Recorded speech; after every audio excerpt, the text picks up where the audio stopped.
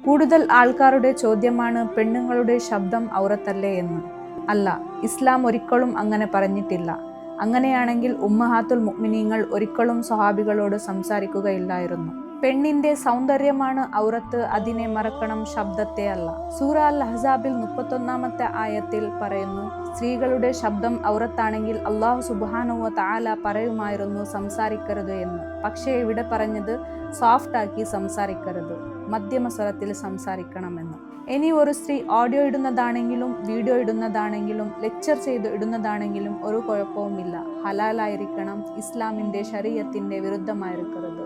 അങ്ങനെയാണെങ്കിൽ ഒരു കുഴപ്പവുമില്ല ഇൻഷാ അല്ലാഹ്. ഇനി കുറെ സ്ത്രീകൾ ആലിമയാണെങ്കിലും ആലിമ അല്ലാത്തവരാണെങ്കിലും കുറെ ഉപകാരപ്രദമായ കാര്യങ്ങൾ ജനങ്ങൾക്ക് എത്തിച്ചു കൊടുക്കുന്നു.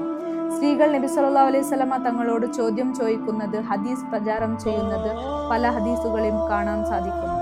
ആയിഷ ബീവി റളിയല്ലാഹു അൻഹ 2000 ഹദീസുകൾ നരേറ്റ് ചെയ്തിട്ടുണ്ട്.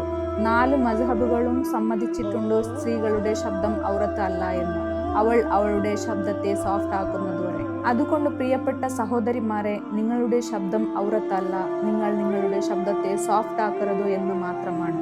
ഇനി സത്യം അറിഞ്ഞതിന് ശേഷവും കൂടുതൽ വാദിക്കുന്നവരോട് എനിക്ക് ഓർമ്മപ്പെടുത്താനുള്ളത് നബി സല്ലല്ലാഹു അലൈഹി വസല്ലമ തങ്ങളുടെ ഒരൊറ്റ ഹദീസാണ്, ബല്ലിഗു അന്നി വലൗ ആയ.